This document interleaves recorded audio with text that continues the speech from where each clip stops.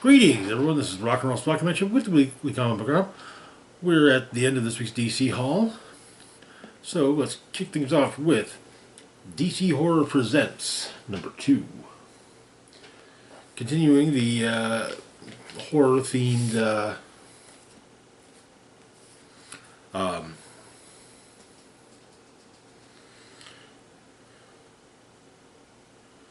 miniseries, or anthology miniseries. We've got two stories. First off, we've got Living Doll. A couple on Halloween opt to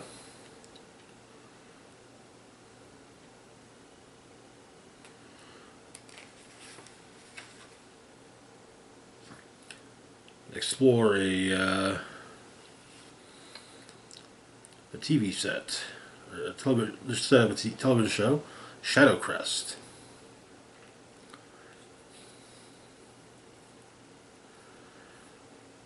The boy managed to get the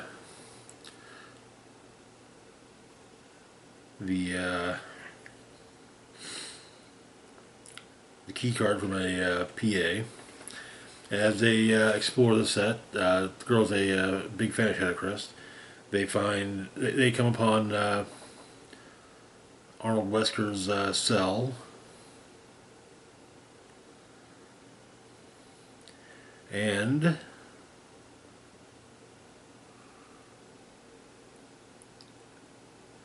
Scarface.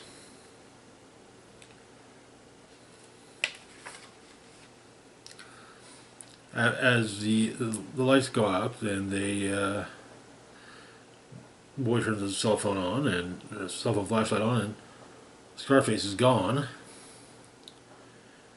He's apparently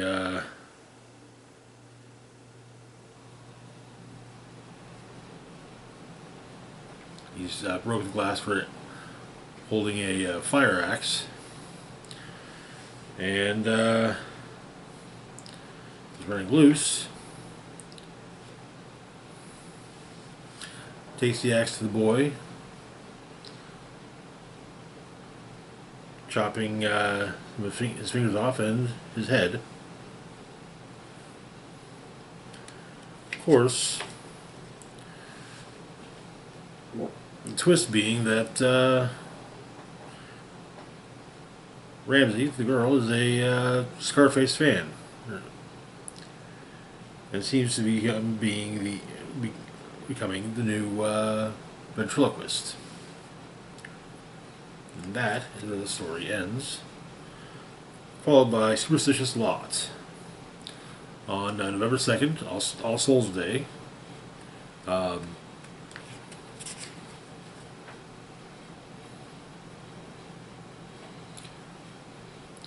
Tennyson Stacks explore the anomalous and professional weirdo, Dr. Spooky to his college students, visits the Iceberg Lounge, talks to the Penguin.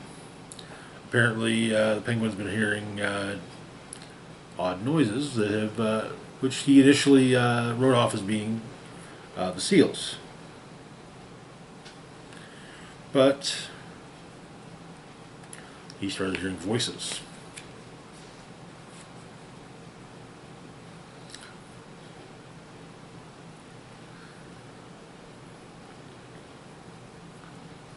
But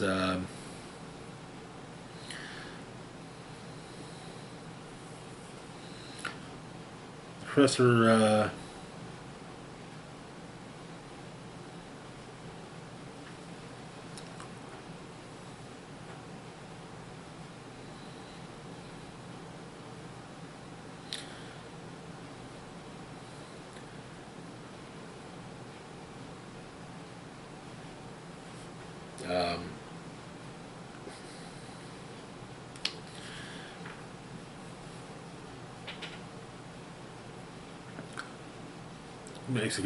builds a contraption that should take care of the ghosts, and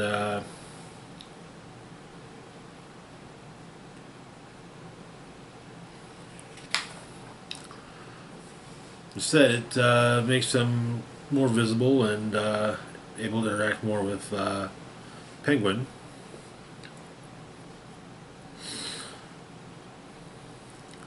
But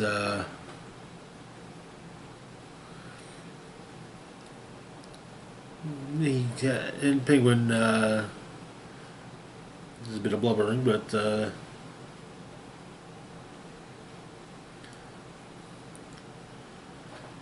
and his ghost problem is taken care of, with the Professor being kicked out of the club, seemingly taking the ghost with him.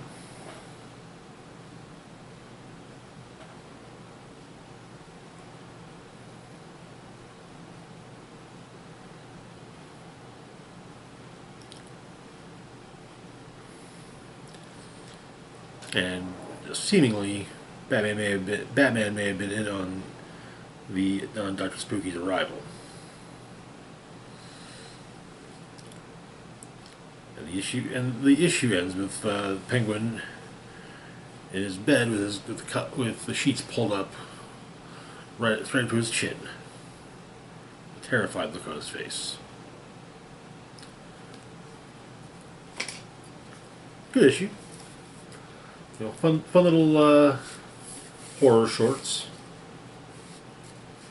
There's also references to a reference in the Penguin story to John Constantine and other pop culture ghost hunters, including ghost hunting plumbers. Wonder who that could be. Surely not Luigi. Moving on, though, to our last book for the moment, we've got DC Horror Presents Creature Commandos, number 3. Continuing the tie-in to the upcoming Creature Commandos cartoon. But the issue open, we get a bit of origin stories. Starting with our vampire 2 years previously, having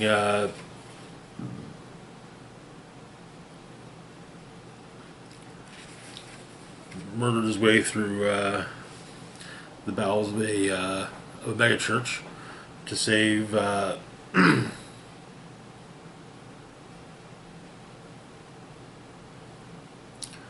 apparently his girlfriend from the megachurch pastor. Apparently, holy water doesn't work like everyone, like most fiction states. However, micellar water has the power to cleanse, as the pastor puts it, like the hand of God. It can wash away dynamic titanium dioxide that vampires use to protect themselves from the sun.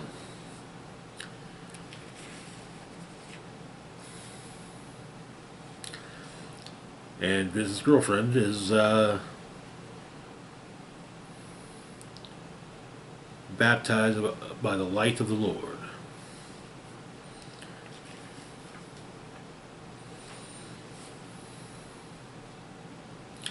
But Vincent managed to get away, barely, and doctor says that she can assure Vincent has all the time along with Reverend Graham in his cell for as long as Vincent needs.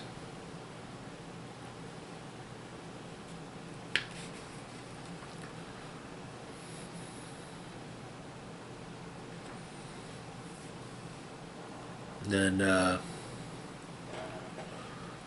the werewolf makes her way into the morgue, sees the various corpses of other creatures, talks to Mina. Apparently Mina calls that room the crying room, But Dr. West takes government money to help, well, monsters. Apparently, we get Mina's story. She was on the Isle of Wight and had to deal with Morgan Le Fay. She has a spell on Mina that attracted a number of elements from the surrounding area, including Trinitite. But she doesn't entirely know what happened.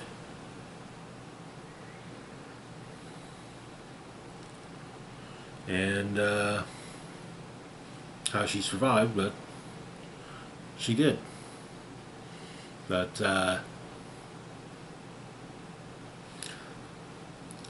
Mina continues to pitch of basically, the world sees it as monsters, nothing but ghouls and freaks. Dr. West knows that they can turn those things that make them different into something powerful and useful. And Wanda and Vincent end up charging at one another, but Dr. West stops it by kind of somewhat vamping out, and their title has been moved up. Creature Commandos ship out at 0400, and Lucky had better get charged up.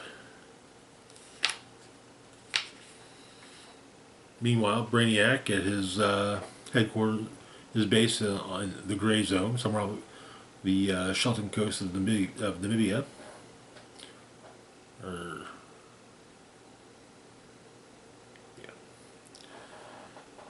is working on his plan, and he knows that the creature runners are aware that they're going to be moving soon, and their timetable has been upped.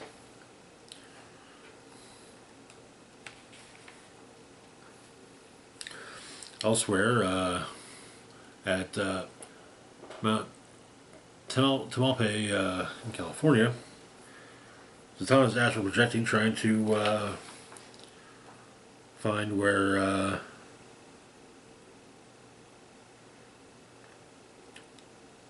Lucky is.